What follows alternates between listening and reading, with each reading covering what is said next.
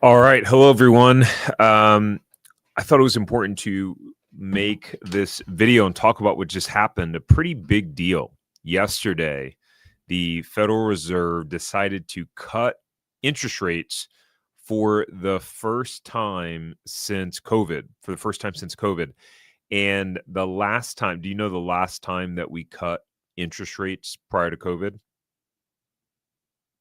It was in 2007 before the Great Recession. And so my intention is not to fear monger with this video, but it is important to talk about what's happening right now, why the Federal Reserve is cutting interest rates. What does that mean for you? How does that impact you, your life, the decisions that you'll be making financially, career-wise, starting a business, and ultimately what you can do about it to really put yourself in the best position.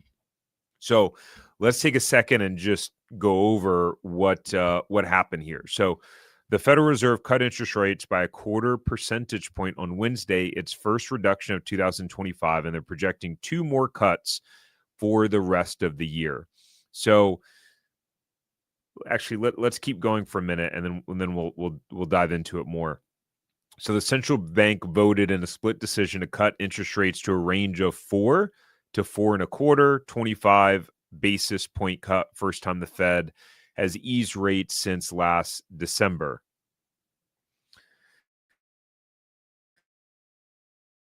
Now, the Federal Reserve, what do? They have essentially two mandates. It looks like my screen is glitching a little bit. They have two mandates. Number one, which is price stability, so to keep inflation stable. And if you've paid attention over the last 5-6 years since COVID happened, you know that inflation skyrocketed to a peak of 9.1%. And the goal that they've said is to get inflation down to 2%. How does that impact you? Well, inflation at 9% means the cost of everything goes up. The cost of food you buy, the cost of eggs, milk, the cost of services that you pay for. You'll notice that almost everything in your life has gotten more and more expensive over the last 5 or 6 years, dramatically so, with COVID having a dramatic impact on inflation. So what the Federal Reserve did was in 2020, during COVID, 2019, they started cutting interest rates. And so let's just take a look at this for a second, and we'll talk about what the impact was, and then dive into, what the impact may be. So if we look at this graph, we can see that the interest rates back in 2019 were at about somewhere around 2.5%. And then they started cutting interest rates in 2019 when COVID happened, and they reduced interest rates over the next year to about zero. What was the impact that had? That meant that money was cheap.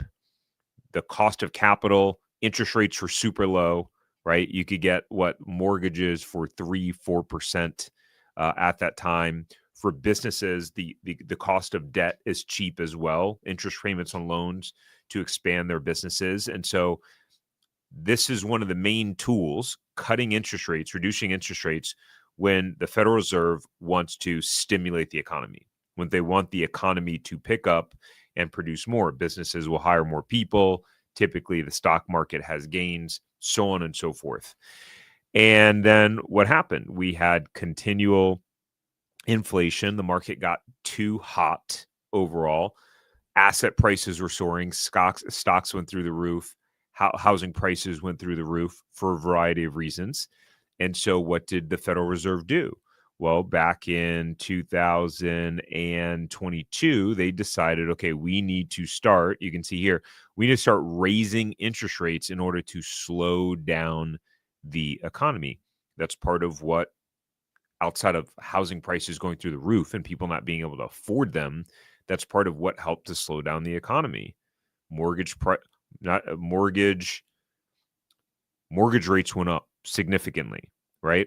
And so right now they have decided, okay, we're going to drop interest rates. And so why are they deciding that they're going to drop interest rates, because at the end of the day, right now, inflation is still over 3%, which is not down to their 2% target. I don't know if they mentioned that in this article, but the main reason why they are reducing interest rates is job gains have slowed.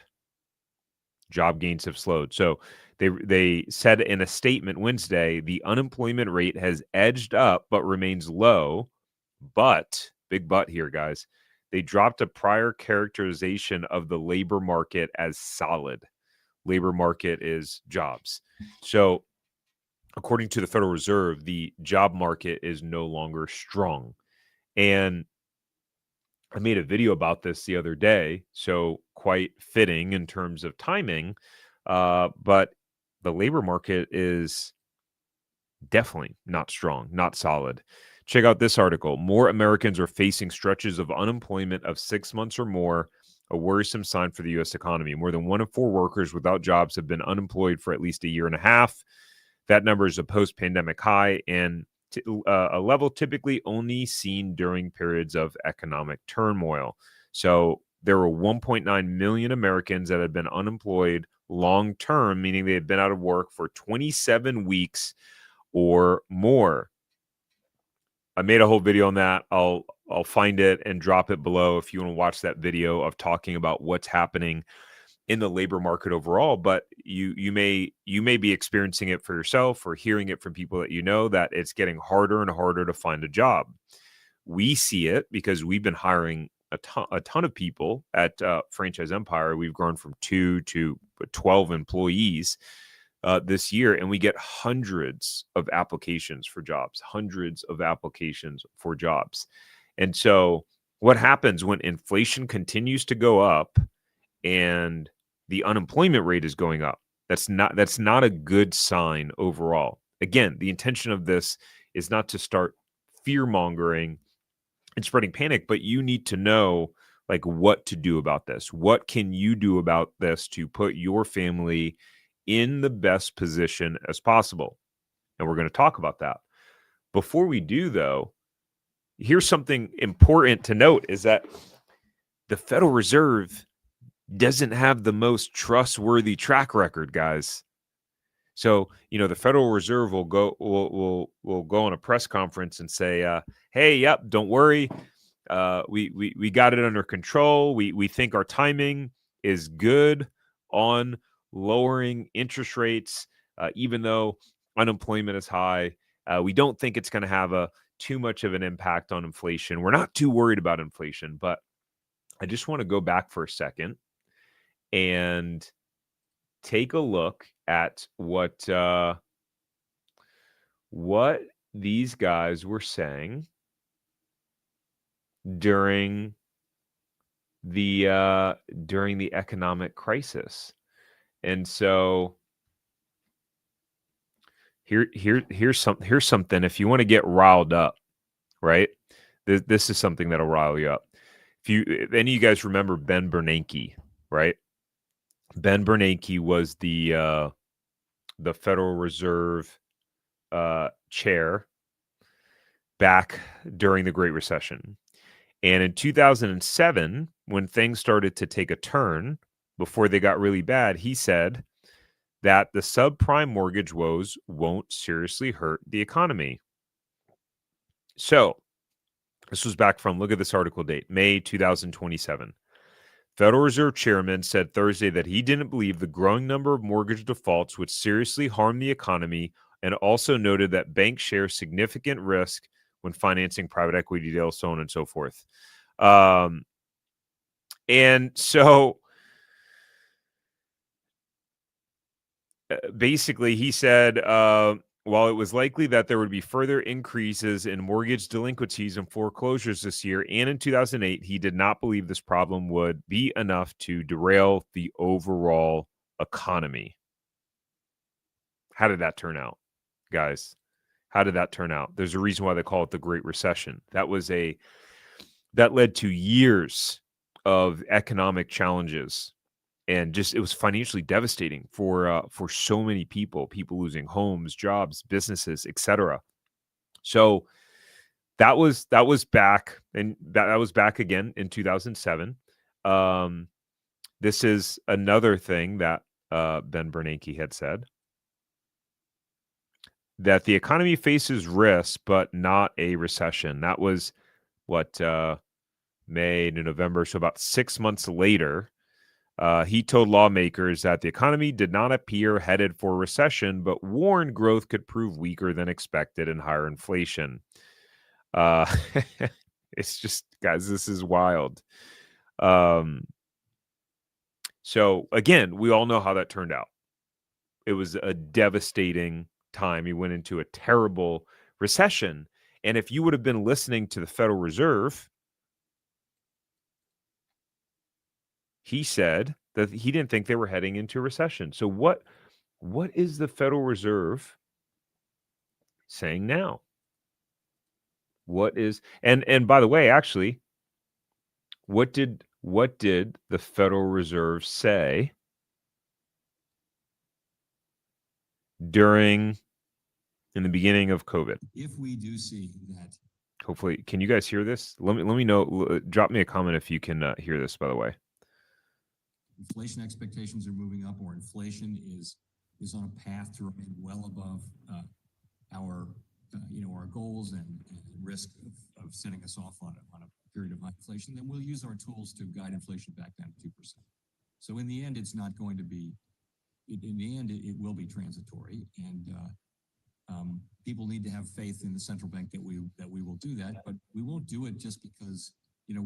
Honestly, it would be a mistake to do it at a time when we really do believe, and virtually all forecasters do believe, that these things will come down of their own accord as the economy reopens. It would be a mistake to act prematurely.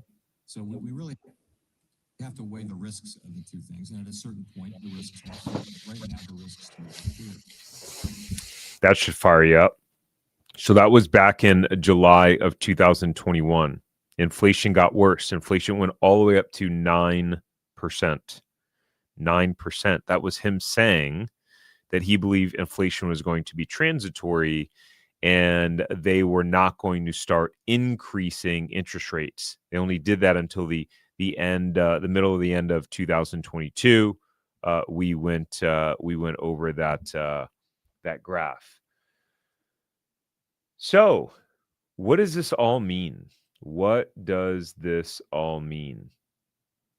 Well, here's some interesting points right here. Learning from past rate cut cycles. 2 out of the 10 previous rate cut cycles avoided a recession, with the 2024 cut cycle marking the 3rd out of 11 if the recession is avoided in the current cycle. So basically, majority of time when the Federal Reserve lowers interest rates, there has been a recession that has happened.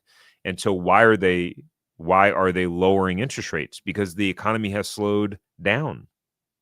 Unemployment is increasing. Long-term joblessness is increasing. So they're lowering rates because what does the impact of lowering rates do? Lowering rates, the impact that it has is that ideally businesses will have their loan payments will be lower. People will buy more houses. People will buy more cars. Basically, things become more affordable with lower interest rates, and then businesses start hiring again to stimulate the economy. What's the curveball in all of this? AI.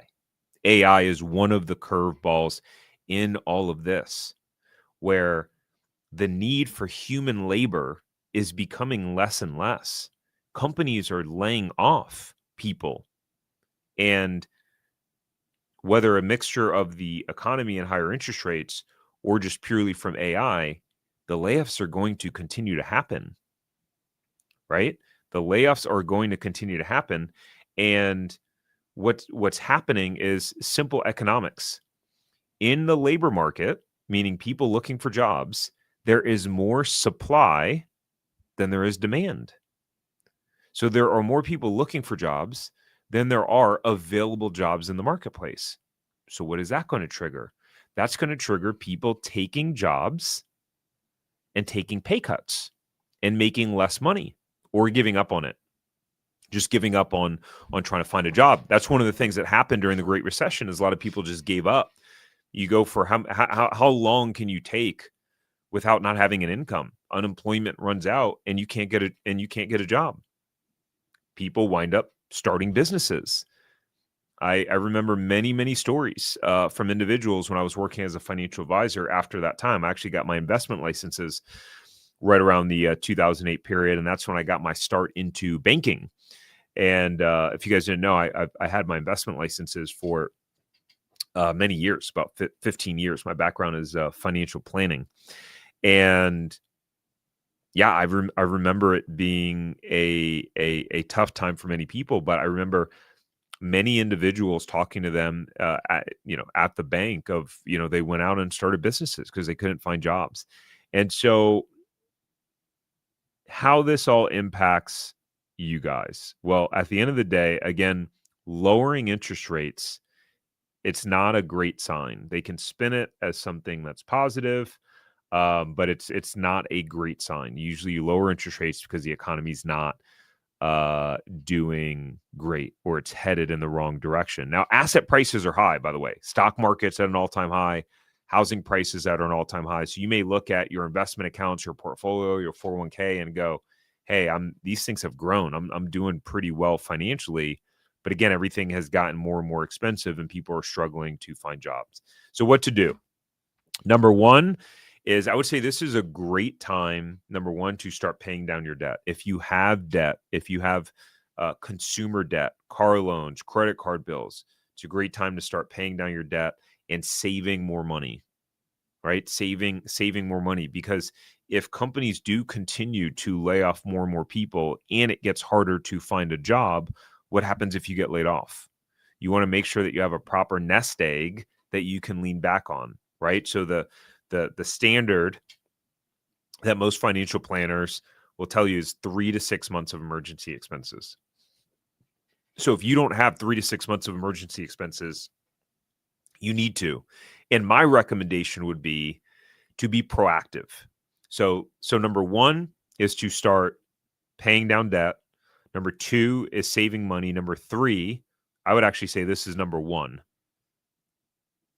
Number one is go make more money. Bring in extra income.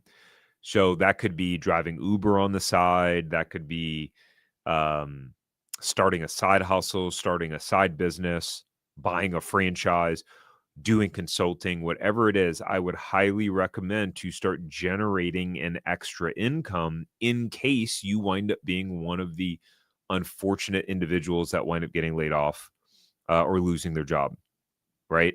You can't leave it to chance. You have to be proactive. And as you start to bring in extra income and you still have your job, use that extra income to pay down debt and to save more money. And I would also invest in additional skills. So if you're someone that's working for a company, companies right now want to hire people that know how to use AI, that can leverage AI to be more and more effective. So invest in skill acquisition of learning how to use AI so that when you're competing with 10 other people in the interview process, you can say, yeah, I'm this platform, and I'd be able to use it to be this much more effective in my role and in my job. Invest in skills. Next is to continue to dollar cost average into the stock market. So don't try to time the market. It's a mistake that I've made so many times. Not following my own advice, being a financial planner. Don't try to time the market. If you feel like you want to rebalance your portfolio, rebalancing just means, okay, if you're in 80% stocks, 20% bonds, maybe you change it, you rebalance it to 60% stocks, 40% bonds. Typically, in theory, bonds have a lower risk profile than stocks. So you may find that you want to do that. You may want to rebalance your investment portfolio, take some gains off the table, because again, we are at all-time highs in the stock market, all-time highs in the housing market. So that is also something that you can do. But if you're still investing, continue to invest. Dollar cost averaging is basically the if let's say you had $1,200 to invest, and you said, I'm going to put $1,200 in the stock market, as opposed to just putting the $1,200 in, you would have $100 a month go in over the next 12 months, basically. Because as the market's going up and down, you're buying at various price points. There's all sorts of data and numbers around how dollar cost averaging is a better investment strategy than just putting a lump sum in at one time. Now, in terms of starting a business, and I'll get to your question in just a minute, Code Curdy. Some people, like as an example, some of our clients, when they're starting businesses, they fund it with something called ROBS, which is rollover for business startups. And that's basically when you can take your 401k or from a previous company, not with your current employer, or an IRA, and you can basically use that fund, put it into a special sort of account and vehicle where you can use the money to start a business. And so you may find that your retirement accounts have doubled over the last 5 years or more than doubled. And so maybe that's the time to bet on yourself now that everything is at all-time highs, to be able to convert some of that money into cash within that account and then use it to fund a business that you want to start up. But I would highly recommend getting out in front of the situation and being proactive. If you've ever wanted to start a business, now's the time. And and it's contrary to what most other people will do, because other people get fearful and they won't want to start a business. There's that old saying, be greedy when other people are fearful and be fearful when other people are greedy. Seems like people are getting pretty greedy out there. And I do want to go over some pretty frustrating numbers, and that are also pretty shocking. But let's see. Code Curry said, how about start a business, then work for someone? Is it a good time for it? Yeah, I would say, listen, at the end of the day, the timing's never perfect. That you talk to anyone, the timing's never perfect, but I would say yes. Why wait? And you could do it in so many different manners. Again, you can start small businesses with little risk. You can start doing consulting. You can enter the gig economy and just start working as a contractor for other people. There's all sorts of ways you can go about it, depending upon your level of commitment to it, your level of financial resources. I mean, we have people, we're talking to people every day that are definitely in the, top 25% of financially qualified individuals in the United States, right? In order for us to work with individuals, they need to have a couple $100,000 net worth, because franchises have net worth requirements. And we talk to people all the time where they're just like, hey, I don't want to start my own thing. I've tried that before. I want a proven system and I want to go all in. Great. If that's you, fantastic. Maybe what you're going to do is you're going to hop on Upwork or Fiverr.com and start taking projects that are in alignment with your skill set, and you can make an extra $1,000, $2,000 a month that has a significant impact on your life. Just do something.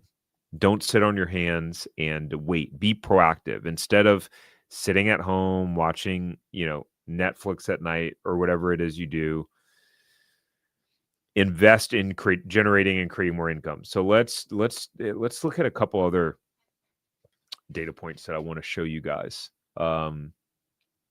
which is pretty crazy. So, which is the median household income and median sales prices. So these are the median sales prices of houses sold in the United States. And this is from a governmental website that creates this data. And so we can see that back in 2015, the median sales price of a home in the U.S. was $289,000. And guys, for 5 years, it stayed pretty reasonable. Pretty reasonable. Only went from 289 to 317. So not a huge jump overall. And then COVID happened. Pumped money into the economy, printed a ton of money, And so you guys might wonder, like, what actually causes the inflation? Well, it's the devaluing of the dollar. They were pumping tons of money and into the economy and printing money. And what happens is the more you have of something, the more it devalues it. And so what happened was then the value of the dollar is actually going down, which in turn makes it feel like things are getting more expensive and makes things more expensive.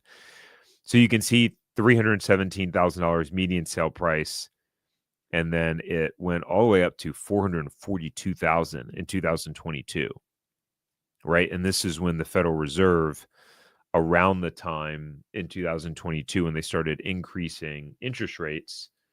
Where's my document where I had when they started increasing interest rates? But they started increasing interest rates and then slowing things down. So it's actually gone from $442,000 and it's actually retreated.